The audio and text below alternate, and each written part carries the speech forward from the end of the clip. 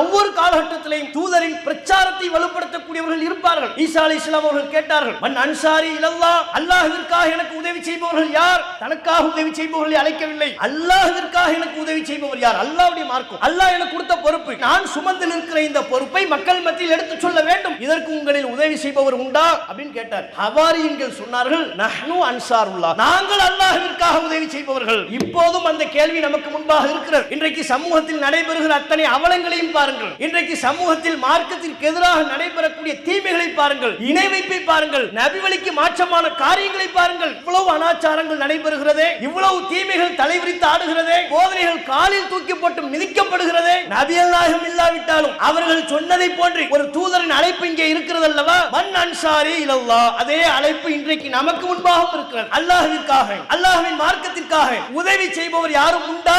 இப்போது சொல்லுங்கள், உங்களுடைய பதில் என்னவாக இருக்க வேண்டும்? நம்முடைய பதில் என்னவாக இருக்க வேண்டும்? அல்லாஹ்வின் மார்க்கத்திற்காக உதவி செய்பவர்கள் யார்? அதற்கு நம்முடைய பதில் நஹ்னு அன்சாருல்லாஹ், நாங்கள் அல்லாஹ்வின் மார்க்கத்திற்காக களத்தில் நிற்போம். எவன் காசு, பணம், சொந்தம், பந்தம், அதிகாரம், பதவி, பொறுப்பு, எம்எல்ஏ, எம்பி, இதற்கெல்லாம் நீங்கள் அடித்துக் கொண்டு நாடினாலும் நாங்கள் அதன் பின்னே அடைவதற்கு தயாரில்லை. இந்த கூட்டத்தின் சிந்தனையில் எப்போதும் மார்க்கம் மட்டுமே நிற்கும், ஏகத்துவம் மட்டுமே இருக்கும், நபி வழி சுன்னா என்பது மட்டுமே நிற்கும். கண்ணியத்திற்குரிய எல்லாம் அல்ல அல்லாஹ்வின் நல்லடியார்களே, நமது ஜமாத்தின் பொதுக்குழுவிற்கென்று ஒரு தனித்தன்மை உள்ளது. பிற அமைப்புகளை பொறுத்தவரை அவர்கள் நடத்தக்கூடிய பொதுக்குழு உள்ளிட்ட எந்த நிகழ்ச்சியாக இருந்தாலும் உலக ஆதாயத்தை அடிப்படையாக கொண்டு நடத்துவார்கள். தேர்தல் நேர பேரங்களை கவனத்தில் கொண்டு நடத்துவார்கள். அதிகாரத்திற்கு வர வேண்டும் என்பதற்கான திட்டமிடுதல்களை தீட்டுவதற்கு நடத்துவார்கள். தலைவரின் புகழ் பாடுவதற்கு நடத்துவார்கள். யாருக்கு என்ன பதவி பிரித்து கொடுக்கப்பட வேண்டும் என்று பதவிகளை பங்கெடுத்துக் கொள்வதற்கு, அதில் நடைபெறுகிற சண்டைகளை அரங்கேற்றுவதற்கு பொதுக்குழு நடத்துவதை பார்க்கிறோம். ஆனால் அல்லாஹ்வின் மகத்தான கிருபையினால் இத்தகைய உலக நோக்கங்கள் அனைத்தையும் ஓரந்தள்ளிவிட்டு மார்க்க நோக்கத்தை பிரதானப்படுத்தி அல்லாஹ் நம் அனைவர் மீதும் சுமத்திருக்கிற தாவா எனும் ஒரு உன்னத நோக்கத்திற்காக இந்த பொதுக்குழு கூடியிருக்கிறது. இந்த பொதுக்குழு உறுப்பினர்கள் அனைவரின் நோக்கமும் அல்லாஹ் ரப்புல் ஆலமீன் நம் மீது சுமத்தியிருக்கின்ற இந்த இஸ்லாமிய மார்க்க பிரச்சாரத்தை பிற மக்கள் மத்தியில் எடுத்துரைக்க வேண்டும் என்கிற ஆவலோடும் எதிர்பார்ப்போடும் தாவா என்கிற அமானிதம் நம்மின் மீது சுமத்தப்பட்டிருக்கிறது என்பதை உணர்ந்தவர்களாகவும் இங்கே நாம் அமர்ந்திருக்கிறோம். பிற அமைப்புகளை பொறுத்தவரை அவருடைய பொதுக்குழு குறித்த அறிவிப்புகளை பார்க்கிறோம். அதற்கென்று சில மண்டபங்களை பிடிக்கின்றார்கள். அந்த மண்டபத்தில் மொத்தமே 110 பேர் தான் உட்கார இயலும். அப்படியான மண்டபத்தில் அவங்க மாநில பொதுக்குழு என்று அறிவிப்பு செய்கிறார்கள். அறிவிப்பு செய்வது மட்டுமல்ல, எப்படியேனும் வந்து விடுங்கள், வராமல் இருந்து விடாதீர்கள், ஏதோ அந்த 110 பேர் வராமல் இருந்து விடாதீர்கள் என்று பொதுக்குழுவிற்கான அழைப்புதலை, பொதுக்குழு உறுப்பினர்களுக்கான அழைப்பை வலியுறுத்தி கொடுக்கக்கூடிய கட்டத்தில் பிற அமைப்புகள் இருப்பதை பார்க்கணும். அதுவும் உலக நோக்கத்தை அடிப்படையாக கொண்டவர்கள். ஆனால் அல்லாஹ்வின் மகத்தான கிருபையினால் மார்க்கத்தினுடைய பிரச்சாரத்தை மையப்படுத்தி செயல்படுகிற ஒரு அமைப்பு நாம நம்முடைய மாநில பொதுக்குழு நடத்துவது என்றால் தற்போதைய சூழலில் ஈரோடு பிளாட்டினம் மண்டபத்தை தவிர்த்து வேறு இடமே இல்லை என்கிற அளவில் அல்லாஹ் ரப்புல் ஆலமீன் நமக்கென்று ஒரு வலிமையை தந்திருக்கிறார். இது தாவா என்னும் ஒரு உன்னத நோக்கத்திற்காக நாம் கூடியிருப்பது, அல்லாஹ்வுடைய மார்க்கத்தை மக்கள் மத்தியில் பரப்ப வேண்டும் என்கிற லட்சியத்தை கொண்டிருக்கிற காரணத்தினால் அல்லாஹ் நமக்கு தருகிற உயர்வு. இந்த லட்சியத்திலிருந்து நாம் தடம் புரண்டு செல்வோமேயானால், இந்த லட்சியத்தை நாம் மறந்து விடுவோமேயானால், அல்லாஹ் நம்மின் மீது சுமத்திருக்கிற இந்த அமானிதத்தை, அதற்குரிய பொறுப்பை நாம் புறந்தள்ளி செயல்பட்டால் ஏனைய அமைப்புகளுக்கு நேர்படக்கூடிய கதி நமக்கும் ஏற்படும். அல்லாஹ் காப்பாற்ற வேண்டும். இப்போது ஒவ்வொரு காலகட்டத்திலேயும் இஸ்லாமிய மார்க்கம் தொன்று தொட்டு ஒவ்வொரு தலைமுறையாக கடத்தப்படுவதற்கு அடிப்படை காரணமே பிரச்சாரம் தான், தாவா தான். தாவா என்கிற அந்த மைய புள்ளியில் தான் திருக்குர்ஆன் அருளப்படுகிறது. ஒவ்வொரு காலகட்டத்திலையும் வேதங்கள் அருளப்பட்டது. தாவாவிற்காகத்தான் இறை தூதர்கள் அனுப்பப்பட்டார்கள். தாவாவிற்காகத்தான் இறை தூதர்களில் பலர் கொல்லப்பட்டார்கள். அதே தாவாவிற்காகத்தான் முஸ்லிம்கள் அநியாயமான முறையில் ஊரை விட்டு விரட்டப்பட்டார்கள். இஸ்லாமிய வரலாறு என்று திருக்குர்ஆன் நமக்கு முன்வைக்கக்கூடிய வரலாறு, நபிகள் நாயகம் ஸல்லல்லாஹு அலைஹி வஸல்லம் அவர்கள் நமக்கு முன்வைக்கக்கூடிய வரலாறு முழுமையை தாவாவை மையப்படுத்தியது, பிரச்சாரத்தை மையப்படுத்தியது. அல்லாஹ்வுடைய மார்க்கத்தை பிற மக்கள் மத்தியில் சொல்வதற்காக அவர்கள் எடுத்துக்கொண்ட சிரமங்கள், அதன் பேரில் அவர்கள் சந்தித்த இன்னல்கள், துன்பங்கள், அதுதான் இஸ்லாமிய வரலாறு என்று நமக்கு சொல்லித்தரப்படுகிறது. அப்ப இஸ்லாமிய வரலாற்றின் சாரம் என்ன? திருக்குர்ஆன் நமக்கு கடத்துகின்ற மிக முக்கியமான மெசேஜ், செய்தி என்ன? என்னுடைய மார்க்கத்தை நீ அடுத்த தலைமுறைக்கு கொண்டு போய் சேர்க்க வேண்டும். அதற்குத்தான் ஒவ்வொரு காலகட்டத்திலையும் நான் தூதர்களை அனுப்பினேன், வேதங்களை அனுப்பினேன்.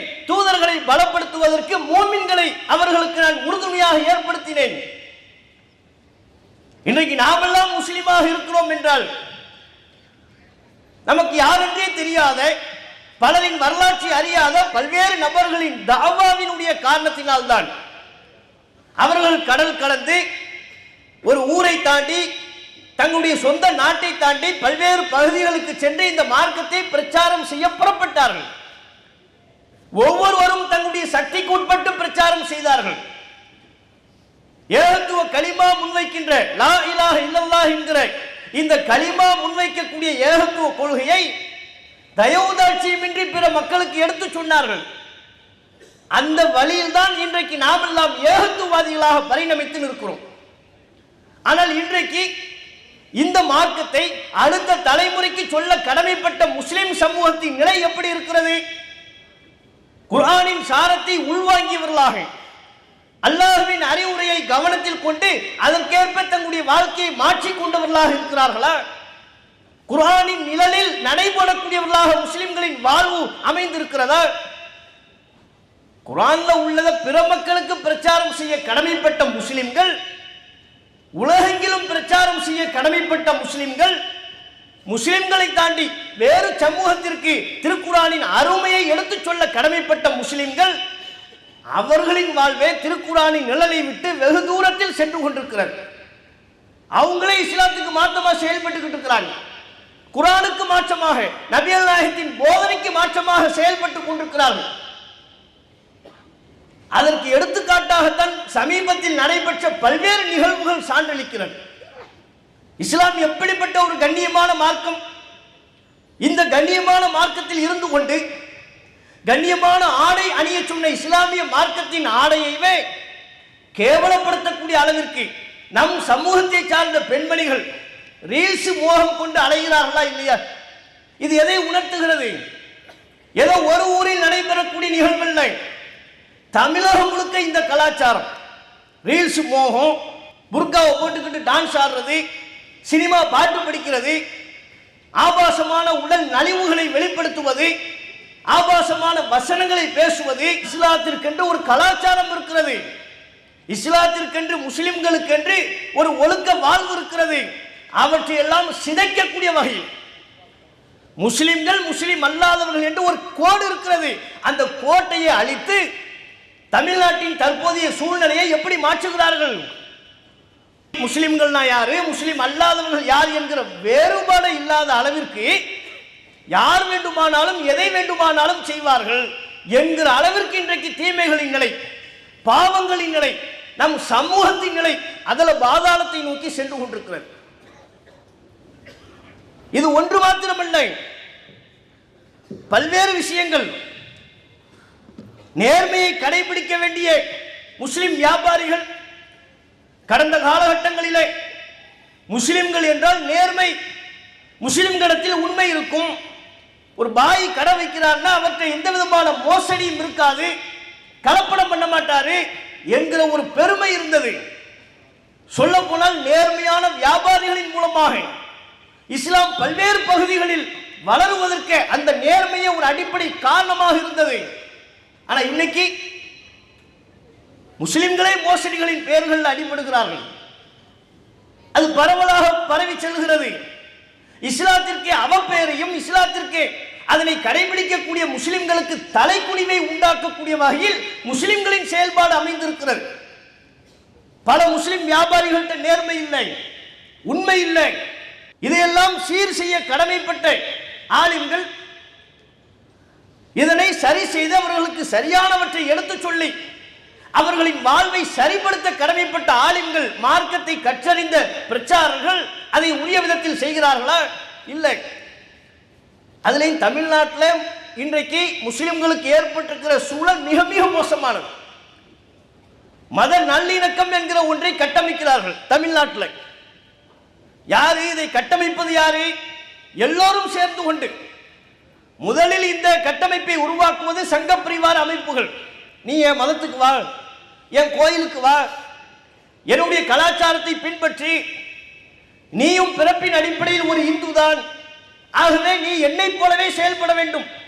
நான் எந்த வழிபாட்டு தலத்துக்கு போறோனோ அந்த வழிபாட்டு தலத்திற்கு நீயும் வர வேண்டும்.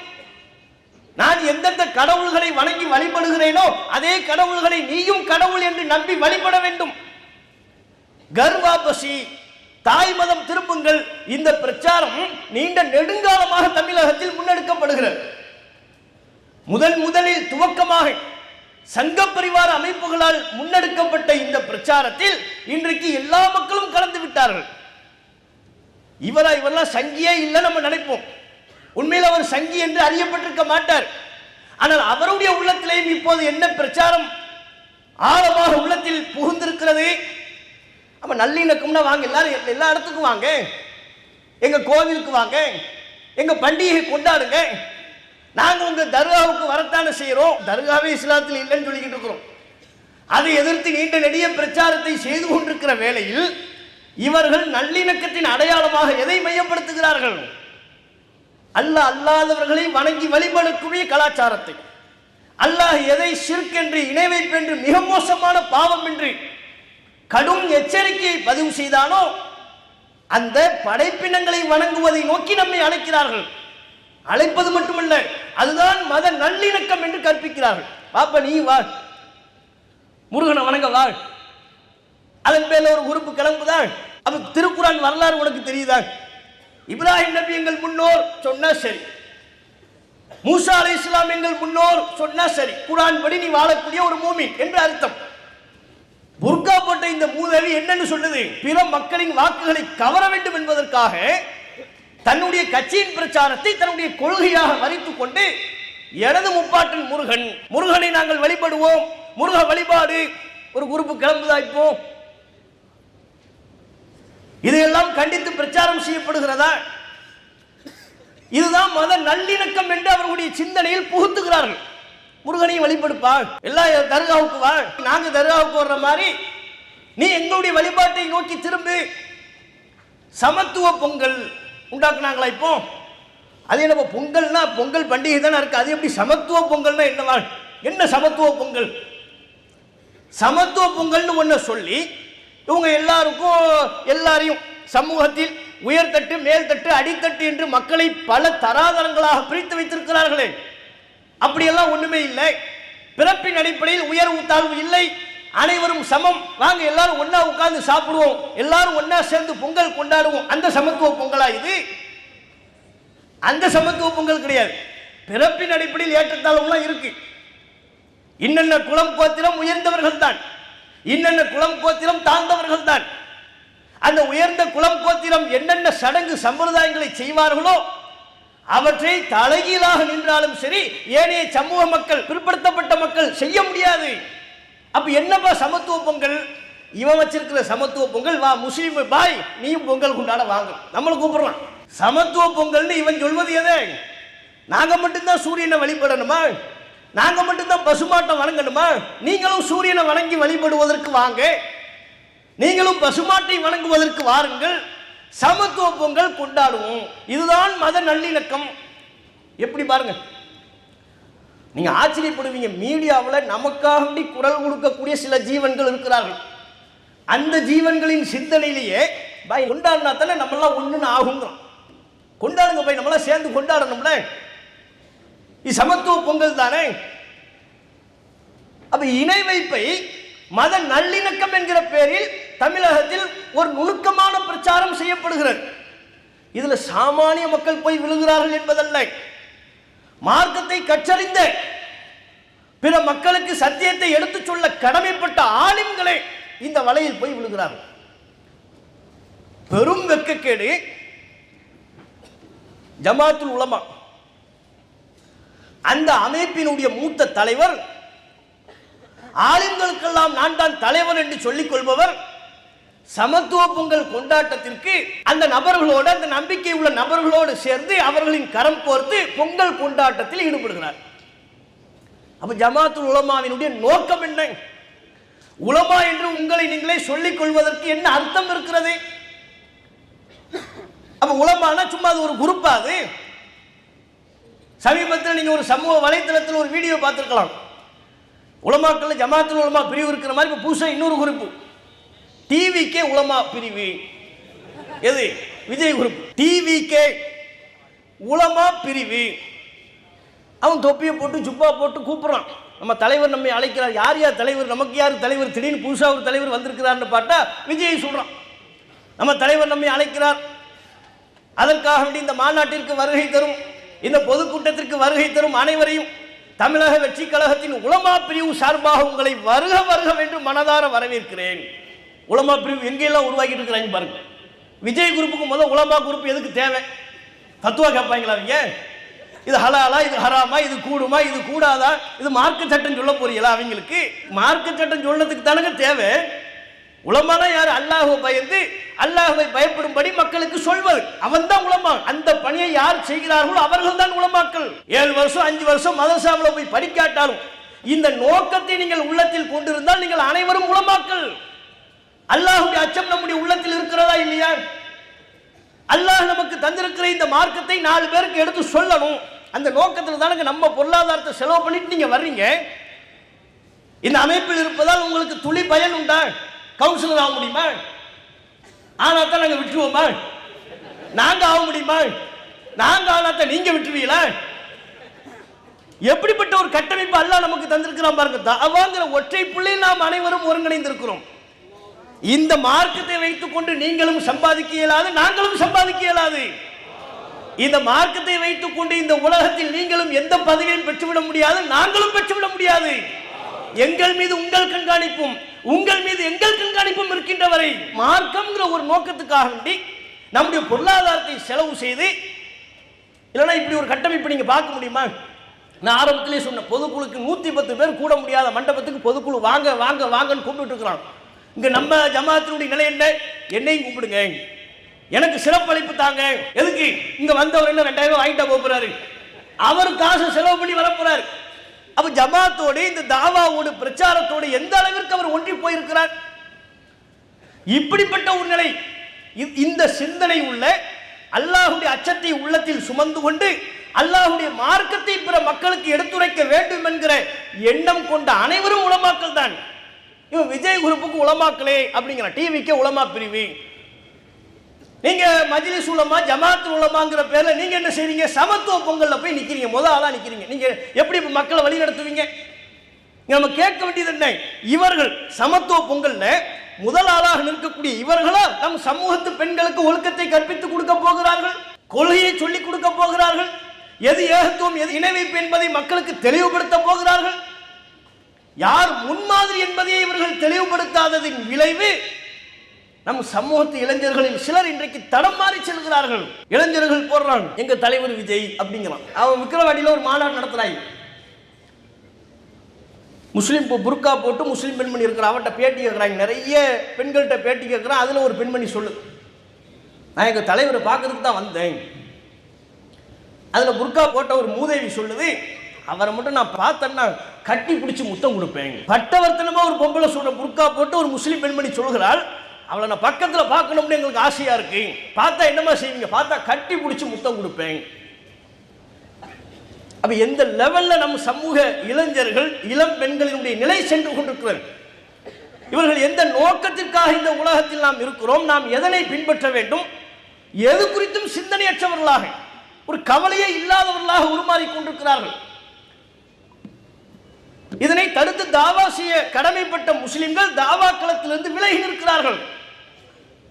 தாவா செய்யறங்கிற பேர்ல செயல்படக்கூடியவர்கள் சரியான சத்தியத்தை தாவா செய்வது இல்லை. தப்லீக் ஜமாத்து தாவா பண்றோம்னு சொல்றாங்க, அதற்காக வேண்டி அலைகிறார்கள். ஆனால் உள்ளதை உள்ளதுபடி சொல்கிறார்களா? அவருடைய பிரச்சாரத்தில் குர்ஆனுக்கு முக்கியத்துவம் உண்டா? அவங்களுடைய பிரச்சாரத்தில் நபிகள் நாயகத்தின் வாழ்க்கை முன்மாதிரிக்கு முக்கியத்துவம் உண்டா? ரசூலுல்லாஹ் பத்தி சொல்றாங்களா? ஒண்ணுமே இல்லை. ஆல்ரெடி அவன் பெரியார் பக்தியில தான் இருக்கிறாங்க. மீண்டும் மீண்டும் பெரியார்களின் மீதான பக்தியை ஊட்டுவதுதான் இவர்கள் செய்து கொண்டிருக்கிறார்கள். அசத்திய கருத்தை மக்கள் மத்தியில் பரப்புகிறார்கள். அசத்தியத்தை சத்தியம் என்பதாக மக்கள் மத்தியில் திரிக்கிறார்கள். அப்ப இதையெல்லாம் தடுத்து தாவா பண்றதுக்கு தான் நம்ம ஒரு ஜமாத்தா இருக்கோம்.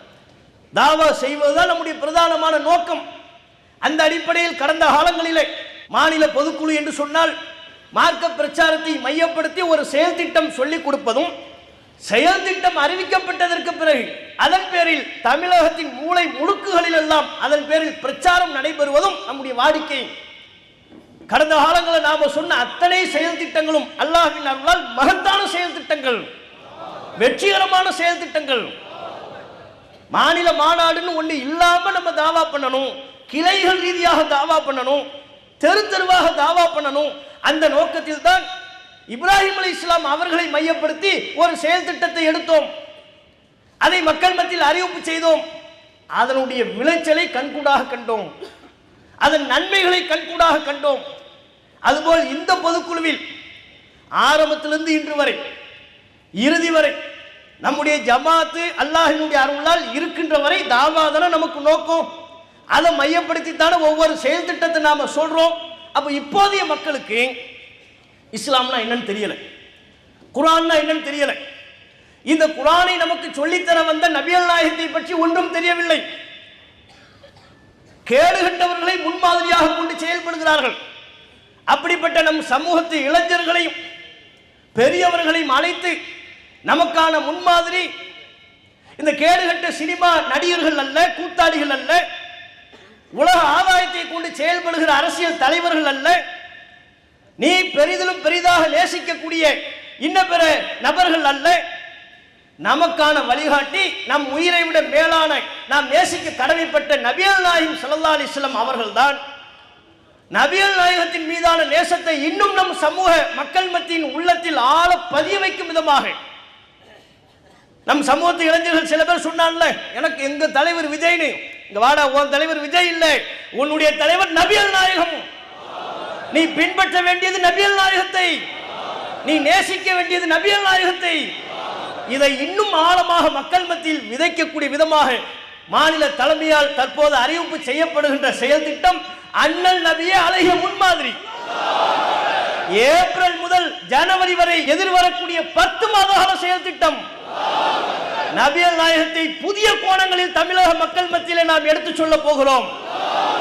கொள்கை பிரச்சாரம் பிரதானமானது. அதே வேளை தற்போதைய ஆட்சியாளர்கள் அவர்கள் மக்கள் மத்தியில் காட்டக்கூடிய அவலங்கள், மக்களை எப்படியெல்லாம் கூறு போடுகிறார்கள், சாதிய ரீதியாக மத ரீதியாக கூறு போட்டு மக்களை அழிக்கக்கூடிய விதமாக பிரச்சாரம் செய்து கொண்டிருக்கிறார்கள் அல்லவா? இதையெல்லாம் தவிடுபடியாக்கக்கூடிய வகையில் நபிகள் நாயகத்தின் தேவை முடிந்துவிடவில்லை. இன்றைக்கும் நபிகள் நாயகத்தின் தேவை இருக்கின்றது. குறிப்பாக ஆட்சியாளர்களே, உங்களுக்கும் நபிகள் நாயகத்திடம் முன்மாதிரி இருக்கிறது. மிகச்சிறந்த ஆட்சியாளர் நபிகள் நாயகம். அந்த கருத்தில் ஒரு மாதம் முழுக்க நம்ம பிரச்சாரம் பண்ணுவோம். இன்றைக்கு இருக்கக்கூடிய சமுதாய மக்கள் எவ வரலாறு இல்லாம படிச்சுக்கிட்டு இருக்கிறான், அந்த வரலாறுக்கெல்லாம் சண்டை போட்டுக்கிட்டு இருக்கிறான், அந்த வரலாறுக்கெல்லாம் தர்க்கம் செய்து கொண்டிருக்கிறான், பதிலளித்துக் கொண்டிருக்கிறான். அவற்றையெல்லாம் தாண்டி நீ முதலில் படிக்க வேண்டிய முழு வரலாறு நமக்காக கவலைப்பட்ட, நமக்காக கண்ணீர் சிந்திய, நம்முடைய வாழ்வு சீராக வேண்டும் என்று கவலைப்பட்ட நபிகள் நாயகத்தின் வரலாற்றை நீ படிக்க வேண்டும். ஒரு மாதம் முழுக்க நபிகள் நாயகத்தின் வரலாற்றை படிப்போம் என்கிற தலைப்பில் பிரச்சாரம் செய்வோம். அதன் பேரில் பல்வேறு செயல் திட்டங்களை அறிவிப்போம். பிற மத மக்கள் இன்றைக்கு இருக்கக்கூடிய முஸ்லிம்களை காட்டிலும் நபிகள் நாயகத்தின் தேவையை பிற மத மக்கள் அறிந்து வைத்திருக்கிறார்கள். அவர்களின் வரலாற்றில் ஒரு சில துணுக்கு செய்திகளை தெரிந்து வைத்திருக்கிறார்கள். அதுவே நபிகள் நாயகத்தின் முழு வாழ்க்கையும் அவர்கள் அறிந்து கொள்வார்களே ஆனால் அவர்களுடைய வாழ்வில் அல்லாஹ் நேர்வழியை கூட காட்டி விடுவான். அந்த அளவிற்கு நிறைய விஷயங்கள் இருக்கிறது. ஆகவே இந்த 10 மாத காலத்தில் ஒரு குறிப்பிட்ட மாதத்தில் பிற மதத்தவர்கள் நபிகள் நாயகத்தின் வாழ்க்கை வரலாற்றை படித்து அதனூடாக சில செய்திகளை சொல்ல வேண்டும் என்பதற்காக என் பார்வையில் நபிகள் நாயகம் முஸ்லிம் அல்லாத மக்களுக்கான கட்டுரை போட்டி நம்ம நடத்துவோம். இந்த 10 மாசம் விரிவா எந்தெந்த மாசத்துல என்னென்ன செய்யவிருக்கிறோம் என்பதை அடுத்த செயற்குள்ள நாம சொல்லுவோம். ஏப்ரல்ல இருந்து நம்ம கணக்கு, ஏப்ரல்ல இருந்து இன்ஷா அல்லாஹ் அடுத்த 10 மாதமும் நீங்க சும்மா இருக்க போறது இல்லை, சும்மா இருக்க கூடாது. நீங்களும் சரி நாங்களும் சரி ரசூலுல்லாஹை பற்றி எந்தெந்த கோணத்தில் எல்லாம் பிற மக்களுக்கு நாம் எடுத்து சொல்ல முடியும், நம் சமூக மக்களுக்கு எடுத்து சொல்ல முடியும். இன்றைக்கும் நபிகள் நாயகத்தின் தேவை இந்த காலகட்டத்திலையும் எப்படியெல்லாம் ரசூலுல்லாஹ்வுடைய தேவை இருக்கிறது அப்படிங்கிறத விளக்குற விதமா ஒவ்வொரு மாதத்திலையும் ஒவ்வொரு தலைப்பை நாம தேர்வு செய்து வைத்திருக்கிறோம். அது அடுத்தடுத்த செயற்குள்ள நாம சொல்லுவோம். இந்த நேரத்தில் நாம் முடிவெடுக்க வேண்டிய விஷயம், முஸ்லிம் சமூக மக்களுக்கு நபிகள் நாயகத்தை பற்றி மிக தெளிவாகவும் உறுதியாகவும் எடுத்து சொல்ல வேண்டும். இந்த 10 மாத கால செயல் திட்டத்தை வெற்றிகரமான செயல் திட்டமாக மாற்ற வேண்டும் என்பதற்கு நாம் உறுதி பூண வேண்டும். நீங்க குர்ஆன்ல பல வரலாறு பாருங்க, எவ்வளோ எல்லா இறை தூதரும் தாவா பண்ணாங்க. நீங்க நுணுக்கமா குர்ஆனை படிச்சு பார்த்தீங்கன்னா ஒவ்வொரு அத்தியாயத்திலையுமே தாவாவினுடைய சிந்தனையை அல்லாஹ் விதைப்பதை நீங்க பார்க்கலாம். ஒரு தோட்டவாசிகளை பற்றி அல்லாஹ் குர்ஆன்ல சொல்வான். அப்போ ரொம்ப பெருமையா இருந்தாங்க, தோட்டத்தில் நாங்கள் அறுவடை செய்வோம்னு சத்தியம் பண்ணா, என்ன மறந்து பேசினா இன்ஷா அல்லாஹ் அவன் சொல்லலை அப்படின்னு பல வரலாறு கலமுங்கிற அத்தியாயத்தில். அதில் அல்லாஹ் சொல்வான், அப்படிலாம் ஒரு கூட்டம் தங்களுக்கு செல்வம் இருக்கிறது, தோட்டம் இருக்கிறது, அதில் அறுவடை செய்வோம், ஏழைகளுக்கு நாம் எதையும் கொடுத்து விடக்கூடாது என்ற ஒரு மிதப்பில் இருந்த பொழுது கால அவுசத்துகும், அதில் ஒரு நல்லவர் இருந்தார். அவர் சொன்னார், அலம் அக்குல்லக்கும் லவ்லா துஸப்பிஹூன், நீங்கள் அல்லாஹ்வை புகழ்ந்திருக்க கூடாதா என்று நான் உங்களுக்கு சொல்லவில்லையா என்று அல்லாஹ் அந்த ஒரு நபர் சொன்னதை குர்ஆன்ல பதிவு செய்வான். ஒரு நபர். அப்ப அல்லாஹ் என்ன விரும்புகிறான்? ஒவ்வொரு காலகட்டத்திலையும் தீமை இருக்கும். தீமை இருப்பதை போலவே இது தீமை என்று தடுத்து பிரச்சாரம் செய்யக்கூடிய நபர்களும் இருப்பார்கள், சத்தியவாதிகளும் இருப்பார்கள். அது ஒரு நபரா இருக்கலாம், ஒரு கூட்டமா இருக்கலாம். அல்லாஹ்வுடைய அருளால் இன்றைக்கு நாம் ஒரு நபராக இல்லை, ஒரு பெரும் கூட்டமாக இருக்கிறோம். அல்லாஹ் நமக்கு தந்திருக்கிற இந்த செல்வாக்கை பயன்படுத்தி, அல்லாஹ் நமக்கு தந்திருக்கிற இந்த மக்கள் ஆதரவை பயன்படுத்தி அவனுடைய கலிமா, அவனுடைய திருக்குரான், அவனுடைய சட்டம் மேலோங்க வேண்டும் என்பதற்காக நம்ம பாடுபடணும். தூதர்கள் செய்த பிரச்சாரத்தை வலுப்படுத்த வேண்டும். யாசின் அத்தியாயத்தில் அல்லாஹ் சொன்னான் அல்லவா, ஒரு சமூகத்துக்கு ஒரு தூதர் அனுப்பினேன், அவரை கொண்டுட்டாங்க. அடுத்து இன்னொரு தூதர், அவரையும் கொண்டு விட்டாங்க. அவர் சொன்ன பிரச்சாரத்தை எல்லாம் ஏற்கலை. மூன்றாவதையும் ஒரு தூதரை நான் அனுப்பினேன், அவர் சொன்னதையும் கேட்கலை. இந்த விபரத்தை கேள்வி பெற்ற ஒருவர் நகரின் கடைக்கோடி பகுதியிலிருந்து வந்தார். இந்த விபரத்தை கேள்விப்பட்டு தூதர் பிரச்சாரம் பண்றாரா, மக்கள் யாருமே ஏத்துக்கிறது இல்லையா, தூதரை நாம வலுப்படுத்தணும் என்று வந்தார். அவர் சொன்னார், காலையா கௌமி இத்தபிஉல் முர்சலீன், என் கூட்டமே இந்த தூதர் சொல்வதை கேளுங்கள், பின்பற்றுங்கள். அவர் என்ன உங்ககிட்ட காசு பணம் கேட்கிறாரா, உங்களிடத்துல பொருளாதாரம் கேட்கிறாரா, உணவு கேட்கிறாரா? இல்லை, நேர்வழியை பின்பற்றுங்கள் என்கிறார். பின்பற்ற வேண்டியதுதானே அப்படின்னு சொன்னாங்க. தூதர்களையே கொண்டு குவித்தவர்கள் அந்த அப்பாவியை விடுவார்களா? அவரையே கொண்டு விட்டார்கள். அல்லாஹ் சொல்கிறான், கைலது குலில் ஜன்னா, அவருக்கு நாம் சொன்னோம் நீ சொர்க்கத்தில் நுழை என்று சொன்னோம். இந்த வரலாற்றையும் அல்லாஹ் நமக்கு பதிவு செய்கிறான். சொர்க்கத்தில் நுழையுங்கள் என்று சொன்ன பொழுது அந்த நபர் சொன்ன பதில் என்ன தெரியுமா? அப்போதும் அவருடைய சிந்தனையை பாருங்கள். காலையா லைத்த கௌமி யஅலமூன், என் சமுதாயத்திற்கு இது தெரிய வேண்டுமே. பிமாக ஃபரலி ரப்பி வஜஅலனி மினல் முக்ரமீன், என்னுடைய இறைவன் என்னை மன்னித்து விட்டதையும் என்னை சங்கைப்படுத்தியதையும் என் கூட்டம் அறிவார்களே ஆனால் இன்னும் நன்றாக இருக்குமே. யாரு? தன்னை கொலை செய்த கூட்டத்தை பற்றி எண்ணுகிறார். ஏன் தெரிஞ்சாவை நேர்வழி வந்துருவான்ல, எனக்கு அல்லாஹ் மன்னிச்சுட்டான், மறுமையில் ஒரு வாழ்க்கை இருக்கு, அது நன்மை செய்தவர்களுக்கு சொர்க்கம் உண்டு, தீமை செய்பவர்களுக்கு நரகம் உண்டு, நன்மை செய்பவர்களை அல்லாஹ் கண்ணியப்படுத்துவான், இதுவெல்லாம் என் கூட்டத்திற்கு தெரிந்தால் அவர்கள் நேர்வழி பெறுவார்கள் என்று அப்போதும் கவலைப்பட்டதாக திருக்குர்ஆன் நமக்கு சொல்லித் தருகிறது. இந்த வரலாற்றை அல்லாஹ் ஏன் நமக்கு சொல்ல வேண்டும்? இதனூடாக ஒவ்வொரு காலகட்டத்திலையும் தூதரை வலுப்படுத்தக்கூடியவர்கள், தூதரின் பிரச்சாரத்தை வலுப்படுத்தக்கூடியவர்கள் இருப்பார்கள். ஈசா அலைஹிஸ்ஸலாம் அவர்கள் கேட்டார்கள், மன் அன்சாரி இலல்லாஹ், அல்லாஹ்விற்காக எனக்கு உதவி செய்பவர்கள் யார்? தனக்காக உதவி செய்பவர்களை அழைக்கவில்லை. எனக்கு கஷ்டமா இருக்கு, காசு பணம் தாங்க, நான் வீடு கட்டணும், எனக்கு பொருளாதாரம் தாங்க, எனக்கு சாப்பாடுக்கு சாப்பாடு தாங்க, அப்படி கேட்கல அவர். மன் அன்சாரி இலல்லாஹ், அல்லாஹ்விற்காக எனக்கு உதவி செய்பவர் யார்? அல்லாஹ்வுடைய மார்க்கம், அல்லாஹ் எனக்கு கொடுத்த பொறுப்பு, அல்லாஹ் எனக்கு கொடுத்த பொறுப்பை, நான் சுமந்து நிற்கிற இந்த பொறுப்பை மக்கள் மத்தியில் எடுத்து சொல்ல வேண்டும். இதற்கு உங்களில் உதவி செய்பவர் உண்டா அப்படின்னு கேட்டார். அல்லாஹ் பதிவு செய்கிறான், காலல் ஹவாரியூன, ஹவாரியன்கள் சொன்னார்கள், நஹ்னு அன்சாருல்லாஹ், நாங்கள் அல்லாஹ்விற்காக உதவி செய்பவர்கள். தூதரே நீங்கள் கவலைப்பட வேண்டாம், அல்லாஹ்வின் இந்த மார்க்கத்திற்காக உங்களுக்கு உறுதுணையாக, பக்கபலமாக, இறை மார்க்கத்திற்கு உதவி செய்பவர்களாக நாங்கள் இருப்போம் என்று சொன்னார்கள். ஆகவே இப்போதும் அந்த கேள்வி நமக்கு முன்பாக இருக்கிறது. இன்றைக்கு சமூகத்தில் நடைபெறுகிற அத்தனை அவலங்களையும் பாருங்கள், இன்றைக்கு சமூகத்தில் மார்க்கத்திற்கு எதிராக நடைபெறக்கூடிய தீமைகளை பாருங்கள், இணை வைப்பை பாருங்கள், நபி வழிக்கு மாற்றமான காரியங்களை பாருங்கள். இந்த நேரத்தில் தான் தூதர் இல்லாவிட்டாலும் தூதரின் அந்த கேள்வி நமக்கு முன்பாக இருக்கிறது. இவ்வளவு அனாச்சாரங்கள் நடைபெறுகிறதே, இவ்வளவு தீமைகள் தலைவிரித்து ஆடுகிறதே, என்னுடைய போதனைகள் காலில் தூக்கி போட்டு மிதிக்கப்படுகிறதே. மன் அன்சாரி இலல்லாஹ், அதே அழைப்பு இன்றைக்கு நமக்கு முன்பாகவும் இருக்கிறது. அல்லாஹ்விற்காக, அல்லாஹ்வின் மார்க்கத்திற்காக உதவி செய்பவர் யாரும் உண்டா? இப்போது சொல்லுங்கள், உங்களுடைய பதில் என்னவாக இருக்க வேண்டும்? நம்முடைய பதில் என்னவாக இருக்க வேண்டும்? நபிகள் நாயகம் இல்லாவிட்டாலும் அவர்கள் சொன்னதை போன்று ஒரு தூதரின் அழைப்பு இங்கே இருக்கிறது அல்லவா? அல்லாஹ்வின் மார்க்கத்திற்காக உதவி செய்பவர்கள் யார்? அதற்கு நம்முடைய பதில், இந்த பொதுக்குழுவின் பதில், இந்த உறுப்பினர்களின் பதில், நஹ்னு அன்சாருல்லாஹ், நாங்கள் அல்லாஹ்வின் மார்க்கத்திற்காக களத்தில் நிற்போம். எவன் காசு பணம் பந்தம் சொந்தம் பந்தம் அதிகாரம் பதவி பொறுப்பு எம்எல்ஏ எம்பி இதற்கெல்லாம் நீங்கள் அடித்துக் கொண்டு நாறினாலும் நாங்கள் அதன் பின்னே அடைவதற்கு தயாரில்லை.